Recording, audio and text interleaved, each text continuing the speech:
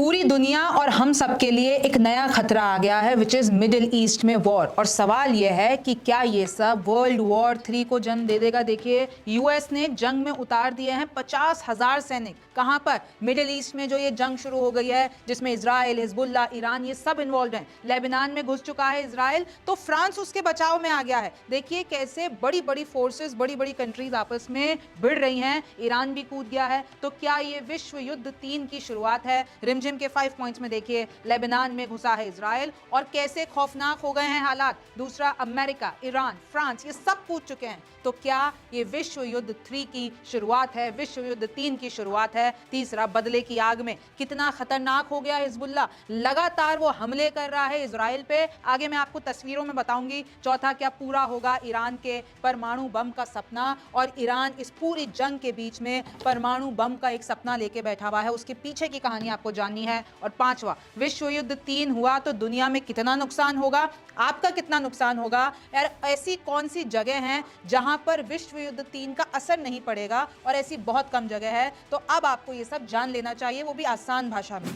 नमस्ते, मेरा नाम रिमझिम जेठानी है और आप रिमझिम के 5 पॉइंट्स देख रहे हैं। सबसे पहले ये मैप देखिए, मैं आपको बहुत बार ये मैप दिखा चुकी हूँ। देखिए इस वक्त जो हालात बिगड़े हुए हैं वो इजराइल, लेबनान और ईरान, ये जो मिडिल ईस्ट वाला इलाका है यहाँ पे बिगड़े हुए हैं। यहाँ पर देखेंगे रशिया अब कहीं ना कहीं इन्वॉल्व हो चुका है, क्योंकि जो ईरान है वो रशिया के साथ मीटिंग कर रहा है। अमेरिका ने अपने सारे सोल्जर्स यहाँ पर उतार दिए हैं। 50,000 तक सोल्जर्स हैं अमेरिका के, और इजराइल के बचाव में वो पूरा का पूरा तैयार है। देखिए थोड़ा सा और जूम कर देती हूँ, ये इजराइल है, ये लेबनान है, इसके इस तरफ आ जाइए ईरान, सऊदी अरब, क्योंकि अगर ईरान कूद जाता है डायरेक्टली हमले कर देता है। अभी तक आपको पता है ईरान हिजबुल्ला की तरफ से, इधर जो यमन में हूती विद्रोही रहते हैं उनकी तरफ से, हमास की तरफ से हमले करता था। लेकिन अगर ईरान डायरेक्ट हमले कर देता है तो यूएस कूदेगा तो फिर सऊदी अरब को भी कूदना पड़ेगा। और इस तरीके से मैं आपको बता दूं, रशिया और चाइना भी इन्वॉल्व हो गए हैं। तो भारत को भी, हम इधर हैं यानी भारत को भी कोई ना कोई स्टैंड लेना पड़ेगा। और आपको पता है कि अभी जितने भी शिया समर्थक देश हैं,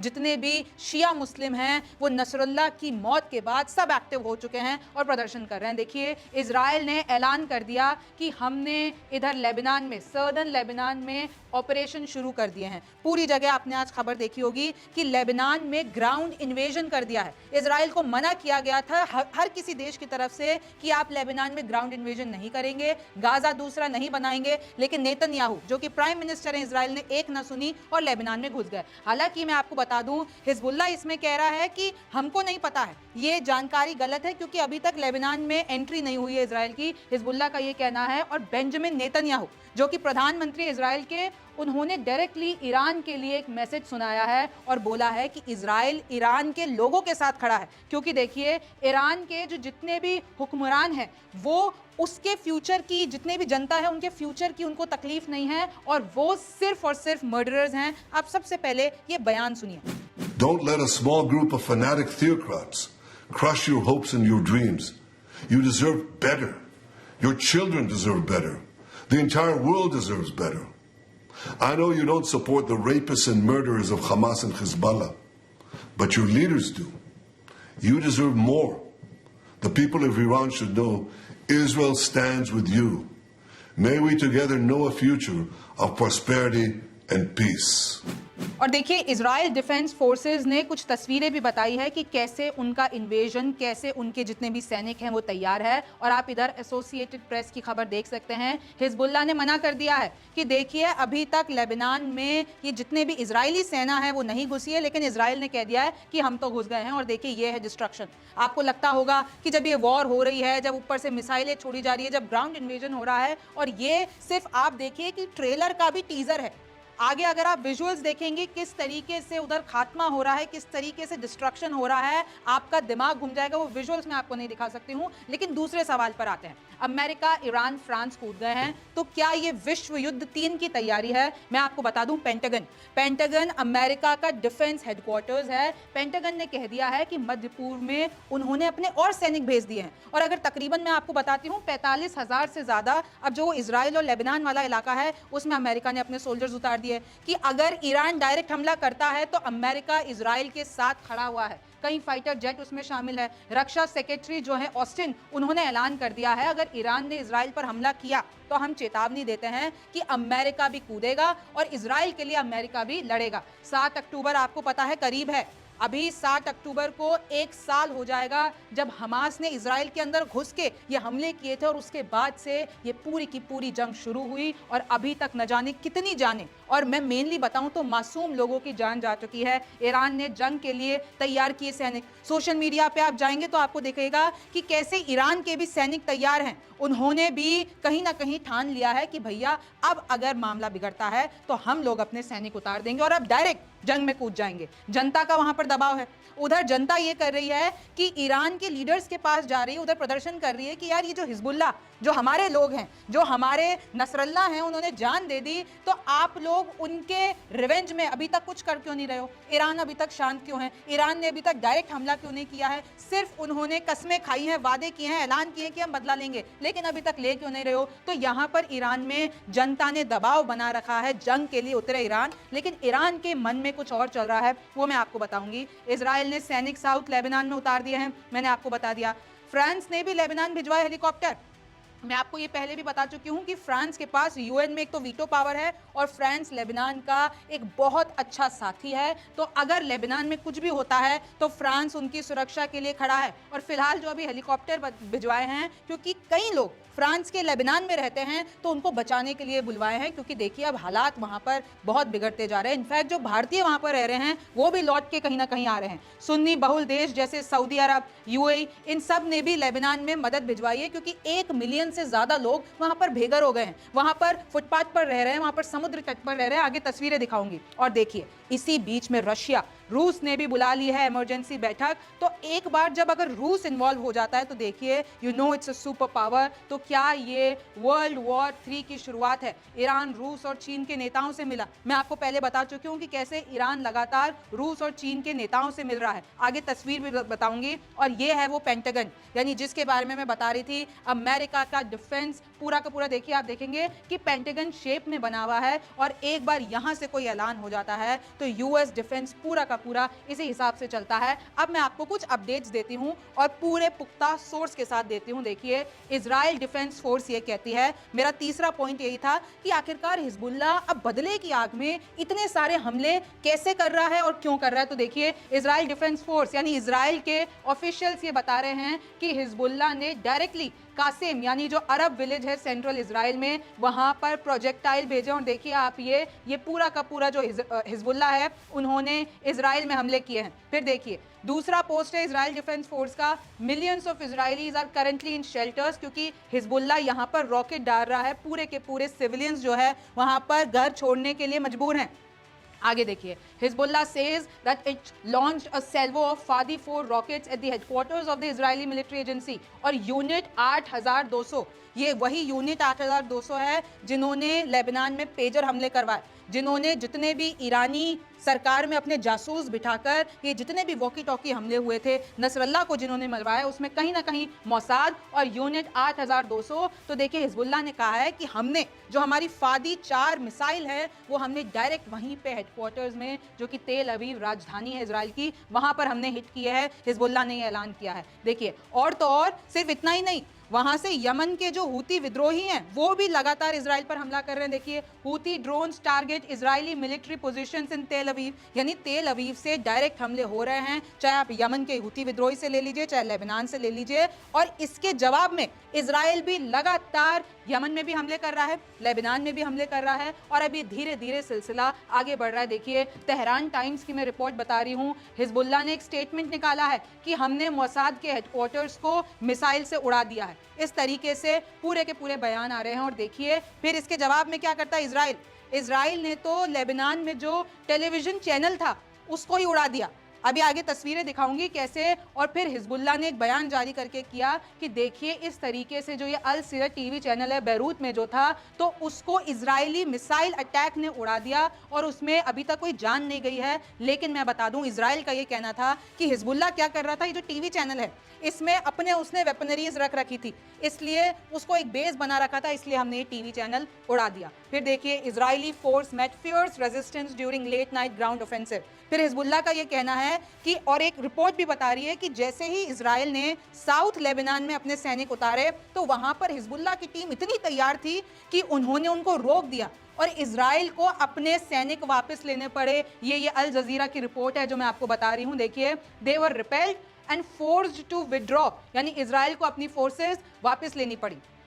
और जो मैं बता रही थी, फ्रांस ने अपने हेलीकॉप्टर ईस्टर्न मेडिटेरियन में भेज दिए हैं ताकि वहां पर जो 20,000 से ज्यादा लोग रहते हैं फ्रांस के लेबनान में, उनको निकाला जा सके। अब देखिए चौथा, क्या पूरा होगा ईरान के परमाणु बम का सपना? अब ये कहानी सुनिए कि देखिए ईरान ने अभी तक डायरेक्ट हमला क्यों नहीं किया है। इजराइल ने पहले तेहरान में हमास के इस्माइल हानियों को मारा, तो भी ईरान ने यह कहा कि हम बदला लेके रहेंगे, लेकिन कोई डायरेक्ट हमला नहीं किया। लेबनान में नसरल्ला को मार दिया हिजबुल्लाह का चीफ, लेकिन कुछ भी बोला कि हम बदला लेके रहेंगे, हम तैयार है। और साथ में ईरानी कमांडर को भी मार दिया इजराइल ने, फिर भी ईरान ने अभी तक डायरेक्ट हमला नहीं किया। डायरेक्ट ऐसा कोई भी वेपन नहीं है, कोई भी मिसाइल नहीं है जो ईरान की तरफ से गई हो। सब कुछ वो किससे करवा रहा है? हिजबुल्लाह से करवा रहा है, हूती विद्रोहियों से करा रहा है, हमास से करवा रहा है, लेकिन अभी तक खुद मैदान में क्यों नहीं कूदा है? इसके पीछे की कहानी है, ईरान युद्ध के बदले क्या परमाणु ताकत चाहता है? क्योंकि आपको पता है कि अभी कुछ वक्त पहले ही ईरान ये सोच रहा था कि यूएस के साथ यानी अमेरिका के साथ हम नेगोशिएशन कर लेंगे और जो हमारे पास ये परमाणु के जितने भी रिसोर्सेज हैं, परमाणु बम बनाने के लिए जितने भी रिसोर्सेज हैं, हम उसको इस्तेमाल कर कर हमारी परमाणु न्यूक्लियर पावर को इंक्रीज करेंगे। तो ईरान अभी ये सोच रहा था, अगर ईरान डायरेक्टली इस युद्ध में कूद जाता है तो यूएस भी कूदेगा, और यूएस कूदेगा तो ईरान और यूएस में फिर से एक जंग शुरू हो जाएगी, और जो न्यूक्लियर बम का सपना है ईरान का, वो कहीं ना कहीं टूट जाएगा। और अब ईरान को ये लगता है कि देखिए अब इस पूरे के पूरे, क्योंकि आपको पता है कि सुन्नी बहुल देशों, चाहे वो सऊदी अरब हो गया, यूएई हो गया, इनसे ईरान की जंग चलती रहती है। ईरान को अब लग रहा है कि इस पूरे के पूरे मिडिल ईस्ट में अगर मुझे अपना दबदबा कायम करना है तो मुझे कहीं ना कहीं ये जो न्यूक्लियर पावर है उसको हथियाना होगा, और न्यूक्लियर मामले में मुझे अपना वर्चस्व बढ़ाना होगा ताकि फिर कोई भी मेरे ऊपर आंख उठा के ना देखे। क्या इजराइल का टारगेट परमाणु रिसोर्स उड़ाना? अब क्योंकि ईरान के ये सारे थॉट्स हैं तो इजराइल कह रहा है कि नहीं नहीं, अब तो तुम जंग करो, और इजराइल चाहता है कि जैसे ही ईरान और इजराइल की डायरेक्ट जंग होगी तो इजराइल फिर सबसे पहले परमाणु बम की जो लोकेशंस हैं, जो रिसोर्सेज हैं, उनको खत्म करना चाहता है। इजराइल चाहता ही नहीं है कि ईरान एक न्यूक्लियर पावर बन जाए। देखिए अब मैं आपको कुछ तस्वीरें दिखाती हूं कि कैसे इधर प्रेसिडेंट ईरान के जो हैं वो चाइनीज प्रेसिडेंट से मिले हैं, शी जिनपिंग से। फिर आगे देखिए, for Iran shielding nuclear programme overrides commitment to Hezbollah, यानी हिजबुल्लाह तो पूरा का पूरा जो संगठन है वो ईरान का ही है, ईरान का बच्चा समझ लीजिए हिजबुल्लाह। लेकिन जब हिजबुल्लाह पे इतने हमले हो रहे हैं, हिजबुल्लाह का चीफ मारा गया, लेकिन उसके बाद भी ईरान ये कह रहा है कि भैया हमारा न्यूक्लियर प्रोग्राम हमारे लिए ज्यादा इंपॉर्टेंट है, हिजबुल्लाह के लिए कमिटमेंट इंपॉर्टेंट नहीं है। फिर देखिए तेहरान टाइम्स, यानी तेहरान ईरान की राजधानी है, और उसका जो अखबार है वो कह रहा है कि हमारा रिस्पॉन्स सर्टेन है, अब हम हमला करके रहेंगे। इससे तो यही लग रहा है, नसरल्ला की फोटो आप इधर देख सकते हैं, ईरान पूरे के पूरे अगर रिटेलिएट करेगा, अगर कुछ भी होता है, कुछ भी और बड़ा होता है, और हानिए नसरल्ला और टॉप IRGC कमांडर का बदला हम लेके रहेंगे। और आपको पता है कि हिजबुल्लाह के जो डिप्टी चीफ है उसने ये बोला है कि अब हम हमारा बदला लेकर रहेंगे। नसरल्ला की जो बेटी है उसने भी ऐलान कर दिया है कि हम इजराइल से बदला अपना लेकर रहेंगे। और देखिए लेबनान का अगर ग्राउंड इन्वेजन होता है तो इजराइल के लिए बड़ी गलती है, ये कहना है तेहरान का, ईरान का, कि हिजबुल्लाह अब पूरी तरीके से रेडी है, इजराइल अगर आएगा तो हम इजराइल को छोड़ेंगे नहीं। देखिए how will Iran respond to Israel's ground offensive in Lebanon, ये है अल जजीरा का एक एनालिसिस, और इसमें साफ बता रहा है कि अभी तक ईरान ने एक डिस्टेंस बना रखा है, और तो और उनको अपने न्यूक्लियर प्रोग्राम की चिंता है, इसलिए उन्होंने अभी तक डायरेक्ट हमला नहीं किया है। ये सब मैं आपको इसलिए बता रही हूं ताकि आपको श्योर हो जाए पूरी दुनिया में क्या चल रहा है, आपको ये ना लगे कि विदाउट फैक्चुअल इधर कुछ भी चल रहा है।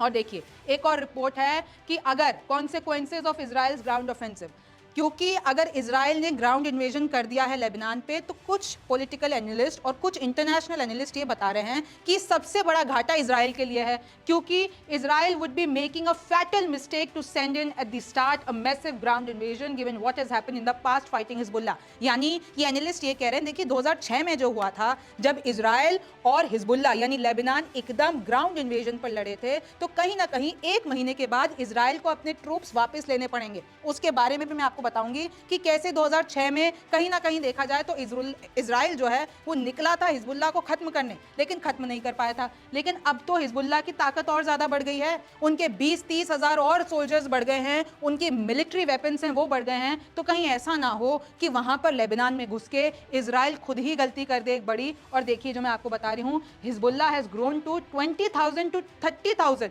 3,000 सोल्जर तो उनके ऐसे हैं जो कि सिर्फ इसलिए ट्रेंड है कि अगर इजराइल हमला करता है साउथ लेबनान में तो वो 3,000 सोल्जर्स वहां पर खड़े हुए हैं। तो ऐसा ना हो कि ये बफर जोन बनाने के चक्कर में इजराइल खुद ही वहां फंस जाए, ये ऐसा रिपोर्ट्स कह रही हैं। अब मैं आपको कुछ ब्रेकिंग्स दे देती हूं। देखिए अभी तक ये जो गाजा में है कितने लोग मर चुके हैं पिछले साल से, तकरीबन देखिए 41,000 लोग, इससे भी कहीं ज्यादा लोग मर चुके हैं अभी तक एक साल में। 50,000 मान लीजिए आप, ये तो ऑफिशियल आंकड़ा है, पता नहीं कितने लोग डिस्प्लेस हो चुके होंगे। और जो घायल होने वाली संख्या है वो तकरीबन 1 लाख पहुंच चुकी है। तो देखिए यूके से भी पूरा का पूरा रिएक्शन आ गया है। UK Lammy says that Israel must avoid getting bogged down in Lebanon. यानी जितने भी देश हैं वो ये कह रहे हैं कि देखिए लेबनान में घुसने की गलती इजराइल ना करे, क्योंकि इसके बाद मिडिल ईस्ट में सच में एक रीजनल वॉर शुरू हो जाएगा।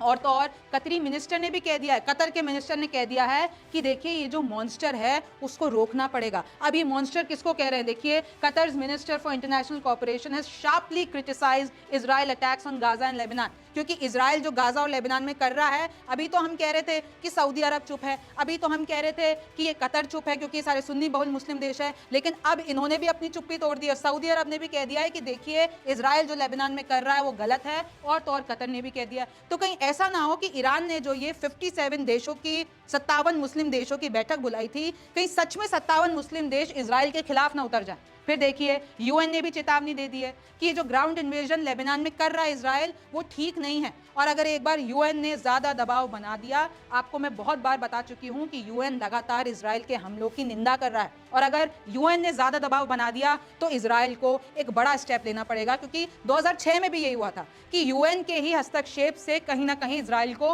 रुकना पड़ा था। तुर्की ने भी देखिए Turkey slams Israeli ground offensive, ये जितने भी लेबनान के अंदर घुसने वाली गलती, अब देखिए हर कोई कंट्री इधर आ गई है कि लेबनान में ऐसा नहीं होना चाहिए। और तो और एक और रिपोर्ट बताती है Israel killed more children women than any other recent conflict in a single year. यानी ये आंकड़े बताते हैं कि अब तक इजराइल 11,000 और 6,000, यानी 11,000 तो बच्चों को मार चुका है और 6,000 महिलाओं को मार चुका है। बहुत बड़ा नंबर है कि अभी तक सबसे ज्यादा जो किलिंग्स हुई हैं वो इजराइल के हाथों हुई है। और देख लीजिए कि कैसे इजराइल ने एक रेफ्यूजी कैंप पर हमला किया, कहां पर, लेबनान में, और इस तरीके के वहां पर हालात हैं। यहां पर मोस्टली फिलिस्तीनी रह रहे थे। फिर देखिए अब सवाल यह है कि आखिरकार इजराइल सर्दर्न लेबनान को टारगेट क्यों कर रहा है। तो देखिए southern Lebanon is a rugged area filled with steep valleys in which defenders can easily ambush an invading army। यानी हिजबुल्लाह क्या कर रहा था, क्योंकि सर्दर्न लेबनान जो इलाका है वो एक स्टीप इलाका है,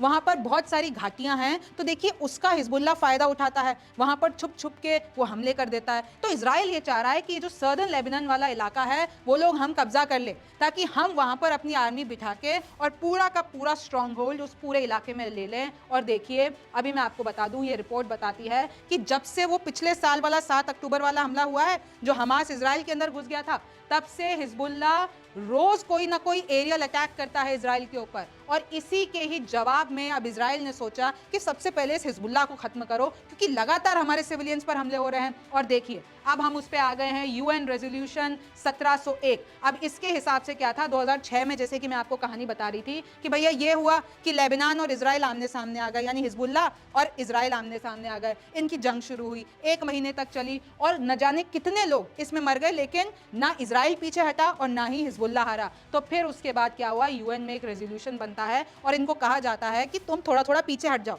एक बीच में बफर जोन बना दो, लेकिन तुम थोड़ा सा पीछे हटो। इजराइल को बोला गया और इनफैक्ट इनको भी बोला गया कि देखिए जो ब्लू लाइन एक बना दी कि एक जना एक नदी के पीछे रहेगा और एक जना दूसरी नदी के पीछे रहेगा और बीच में बफर जोन बन जाएगा। लेकिन उसके बाद भी हिजबुल्लाह वहां का कुछ एरिया है वो कहता है कि भैया वो हमारा ही इलाका है, क्योंकि कुछ पार्ट लेबनान का इजराइल ने भी हथियार रखा है। तो देखिए इस रेजोल्यूशन के हिसाब से अभी तक वो लाइन क्रॉस नहीं हुई है, लेकिन बीच बीच में ऐसे कई हमले हुए हैं जिसको इजराइल ने भी कब्जा कर रखा है, हिजबुल्लाह हिजबुल्लाह ने भी कब्जा कर रखा है। और देखिए ये वो तस्वीर, एक बच्ची समुद्र तट पर सो रही है क्योंकि अपने घर से तो इसको निकाला जा चुका है, क्योंकि इजराइल लगातार लेबनान में हमले कर रहा है, तो वहां के जितने भी सिविलियंस हैं, महिलाएं, बच्चे हैं, वो समुद्र तट पर रह रहे हैं, क्योंकि अगर वहां जाएंगे तो बम से उड़ जाएंगे। तो इस तरीके के वहां पर हालात हैं। अब हम हमारे अगले सवाल पर आ जाते हैं कि सोचिए कि अगर ये वर्ल्ड वॉर 3 हो गया तो ये कैसा दिखेगा। और एक मैं आपको बता रही हूँ, द सॉल्ट लेक ट्रिब्यून की खबर, इनके हिसाब से इनका ये कहना है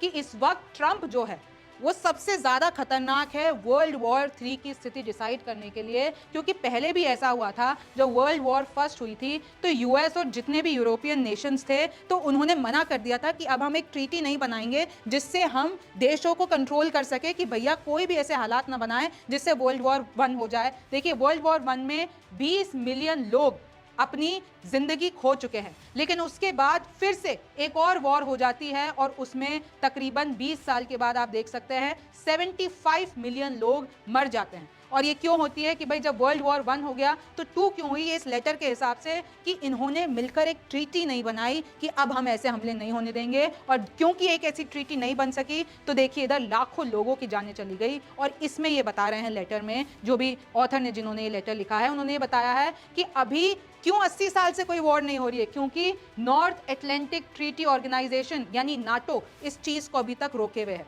और ये ऑथर बता रहे हैं कि अगर ट्रंप चाहते हैं, ट्रंप के इंटेंशंस ये है कि नेटो से वो बाहर निकल जाए, यानी इस ट्रीटी से अगर वो बाहर निकल जाते हैं तो ट्रंप, जो कि अगर यूएस के प्रेसिडेंट बनते हैं, आपको पता है यूएस में अभी इलेक्शन है 1 महीने बाद और कमला हैरिस और ट्रंप के बीच में मुकाबला है, तो इनका ये कहना है अगर ट्रंप बन जाते हैं तो देखिए ट्रंप चाहेंगे कि यूएस इस नेटो, इस पूरी की पूरी ट्रीटी से बाहर निकल जाए। और जब ऐसा होगा तो फिर से हम एक बड़ा युद्ध देख सकते हैं, क्योंकि फिर वो खुल्लम खुल्ला अपने पूरे इंटेंशन के साथ मिडिल ईस्ट में युद्ध कराएगा और उसमें सुपर पावर्स भी इन्वॉल्व होंगी। फिर देखिए इधर ट्रंप खुद कहते हैं I will prevent world war 3, यानी रिपोर्ट में तो ये कहा है कि ट्रंप पूरी की पूरी विश्व युद्ध 3 करवा सकते हैं, लेकिन ट्रंप ने दावा किया है कि देखिए ये जो मिडिल ईस्ट में चल रहा है, ये रशिया यूक्रेन के बीच में चल रहा है, तो अब मैं ये वादा करता हूं कि मैं ऐसा होने नहीं दूंगा। अब देखिए नाटो में, क्योंकि कईयों के मन में सवाल होगा कि ये जो नेटो है उसके कौन कौन मेंबर्स हैं, तो देखिए ये तकरीबन 32 नेटो मेंबर्स हैं। ये मैंने आपको मैप बता रखा है,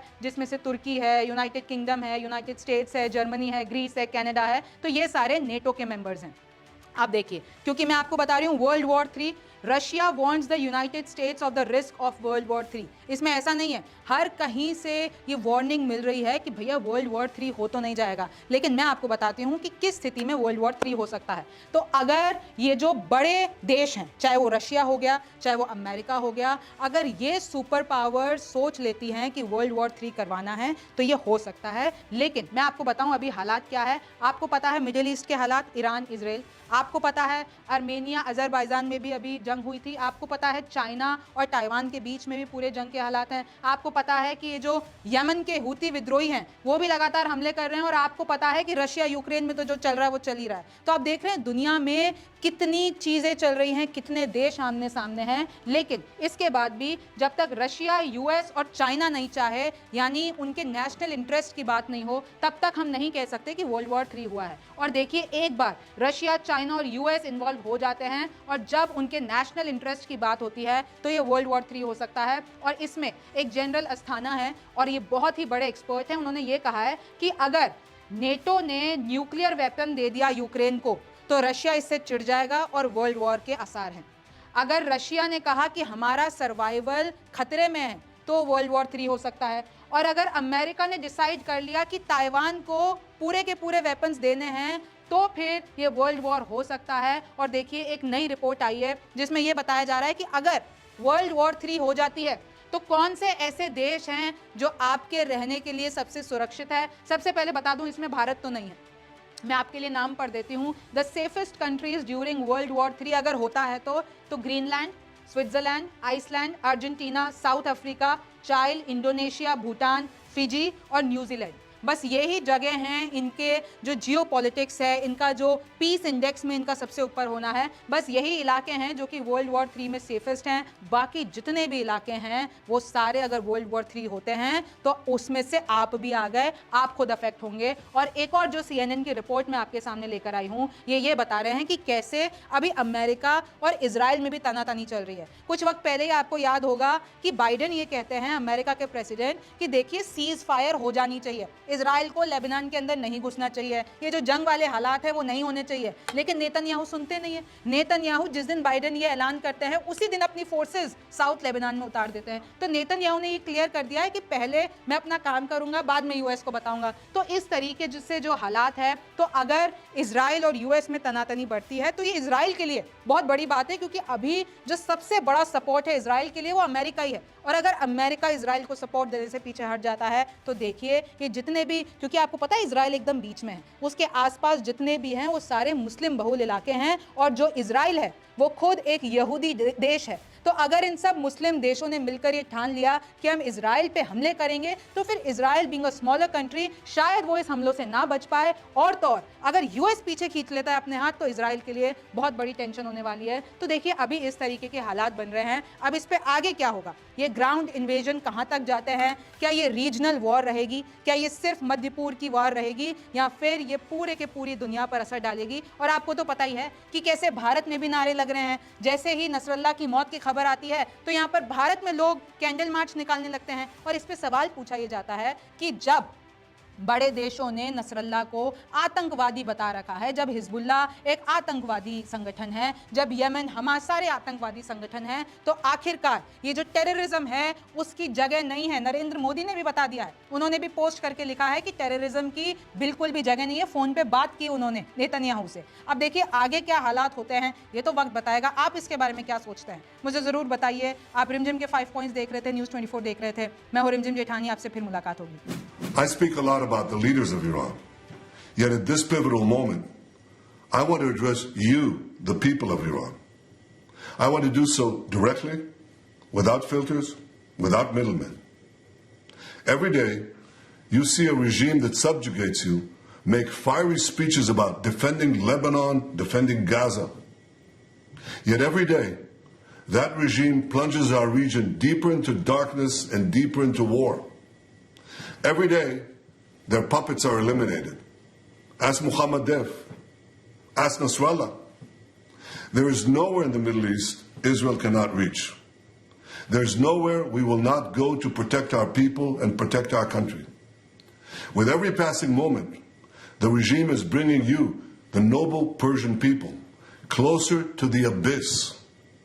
The vast majority of Iranians know their regime doesn't care a whit about them. If it did care, if it cared about you, it would stop wasting billions of dollars on futile wars across the Middle East. It would start improving your lives. Imagine if all the vast money the regime wasted on nuclear weapons and foreign wars were invested in your children's education, in improving your health care, in building your nation's infrastructure, water, sewage, all the other things that you need. Imagine that. But you know one simple thing. Iran's tyrants don't care about your future, but you do. When Iran is finally free, and that moment will come a lot sooner than people think, everything will be different. Our two ancient peoples, the Jewish people and the Persian people, will finally be at peace. Our two countries, Israel and Iran, will be at peace. When that day comes, the terror network that the regime built in 5 continents will be bankrupt, dismantled. Iran will thrive as never before. Global investment, massive tourism, brilliant technological innovation based on the tremendous talents that exist inside Iran. Doesn't that sound better than endless poverty, repression, and war? From Qom to Isfahan, from Shiraz to Tabriz, there are tens of millions of good and decent people with thousands of years of history behind them and a brilliant future ahead of them. क्या आप भी मेरी तरह reporter या फिर anchor बनना चाहते हैं, या फिर आपका सपना है एक बड़े न्यूज़ चैनल में काम करने का, या फिर आपका सपना है एक वीडियो जर्नलिस्ट या फिर डायरेक्टर बनने का? तो फिर एडमिशन लीजिए न्यूज 24 के अपने मास मीडिया कॉलेज में, which is ISOMES international school of media and entertainment studies. ज्यादा जानकारी के लिए लॉग इन कीजिए www.izoms.com पर। न्यूज 24 की टीम का हिस्सा बनिए और अपने सारे सपने पूरे कीजिए।